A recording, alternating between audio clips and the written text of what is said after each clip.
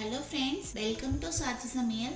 நம்ம இன்னைக்கு என்ன பார்க்க போகிறோம் அப்படின்னு பார்த்தீங்கன்னா, பச்சை பயிரை வச்சு சூப்பரான டேஸ்ட்டில் லட்டு எப்படி செய்யலாம் அப்படின்னு தான் பார்க்க போகிறோம். ரொம்ப ரொம்ப சூப்பரான டேஸ்ட்டில் இருக்கும். குழந்தைங்களுக்கு ஸ்நாக்ஸ் பாக்ஸில் கூட நீங்கள் இதை கொடுத்து விடலாம். இப்போ வாங்க, ரொம்பலாம் டைம் வேஸ்ட் பண்ணாமல் பச்சை பயிறு லட்டு எப்படி செய்யலாம் அப்படிங்கிறத பார்க்கலாம். ஃபர்ஸ்ட்டு நான் இன்னைக்கு ஒரு கப் அளவுக்கு பச்சை பயிர் எடுத்து வச்சுருக்கேன்.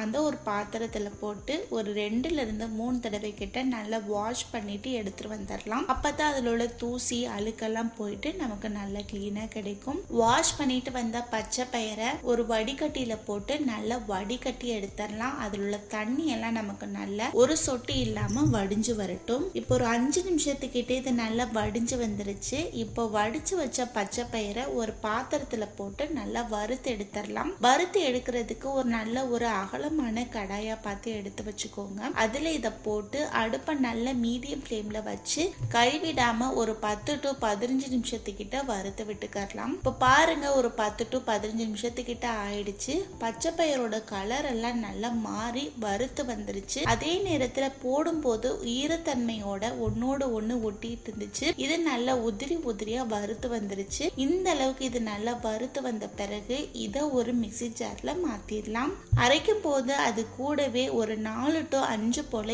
ஏலக்காய் எடுத்து வச்சிருக்கேன். அதை இதுல சேர்த்துக்கலாம். அடுத்ததா ஒரு பிஞ்ச் அளவுக்கு உப்பும் போட்டு இது நல்லா பவுடர் கணக்கா இருக்கிற மாதிரி அரைச்சி எடுத்துட்டு வந்துருங்க. ரொம்பவும் நைஸ் பவுடரா அரைக்காம லைட்டா கொரன்னு இருக்கிற மாதிரி அரைச்சி எடுத்துட்டு வந்துருங்க.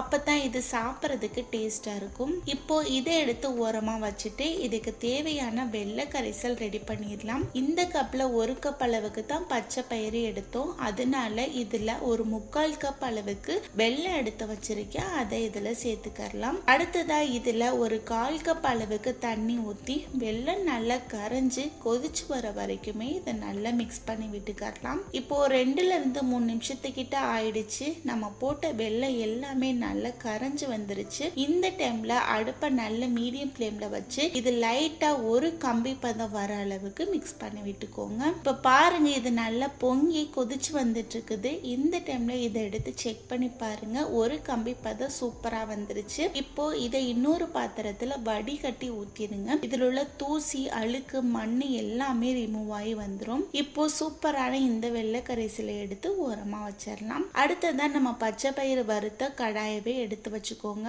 அதுல ஒரு 3 ஸ்பூன் அளவுக்கு நெய் சேர்த்துக்கலாம். நெய் நல்லா காஞ்சதும் இதுல முந்திரி, பாதாம், கிஸ்மிஸ் இது எல்லாத்தையும் போட்டு நல்ல பொன்னிற ஆகிற வரைக்கும் வறுத்து எடுத்துக்கலாம். அடுத்ததா அதே நெய்ல நம்ம பவுடர் பண்ணி வச்சிருக்கிற பச்சை பயிறு இருக்கு பாத்தீங்களா, அதை எடுத்து இதுல போட்டு அடுப்பை நல்ல சிம்ல வச்சு இதை நல்லா வறுத்து எடுத்துக்கலாம். நம்ம போட்ட நெய் எல்லாம் இந்த மாவோட நல்லா மிக்ஸ் ஆகி இந்த மாவுமே நல்லா வறுத்து வர மாதிரி மிக்ஸ் பண்ணி விட்டுக்கோங்க. இந்த அளவுக்கு இது நல்லா மிக்ஸ் பண்ணி விட்டுக்கிட்டே இருக்கும் போதே இதுல ஒரு சின்ன மூடி தேங்காய் எடுத்து துருவி எடுத்து வச்சிருக்கேன். அதை இதுல போட்டு தேங்காயோட ஈரத்தன்மையெல்லாம் போயிட்டு ஓரளவுக்கு நல்லா அடுப்பை நல்ல சிம்ல வச்சு வறுத்து விட்டுக்கலாம். இப்ப பாருங்க, இது எல்லாமே சேர்ந்து சூப்பரா வறுத்து வந்துருச்சு. நம்ம வறுத்து வச்சிருக்கிற முந்திரி, பாதாம், கிஸ்மிஸ் இருக்குது இல்லையா, அதே இதுல போட்டு அது கூட சேர்த்து நல்லா மிக்ஸ் பண்ணி விட்டுக்கலாம். இந்த அளவுக்கு இது எல்லாமே சேர்ந்து நல்லா வறுத்து வந்த பிறகு அடுப்பை ஆஃப் பண்ணிட்டு இது ஆறுற வரைக்கும் நல்லா மிக்ஸ் பண்ணி விட்ட பிறகு இதுல நம்ம ரெடி பண்ணி வச்சிருக்கிற வெள்ளை பாகு இருக்கு பாத்தீங்களா, அதை இதுல போட்டு இது கூட சேர்த்து நல்லா மிக்ஸ் பண்ணி விட்டுக்கலாம். மிக்ஸ் பண்ணி விடும்போது உங்களுக்கே தெரியும் இது நல்ல லட்டு பிடிக்கிற பதத்துக்கு வந்திருக்கு அப்படின்ட்டு. அந்த பதம் வந்த பிறகு இது நல்லா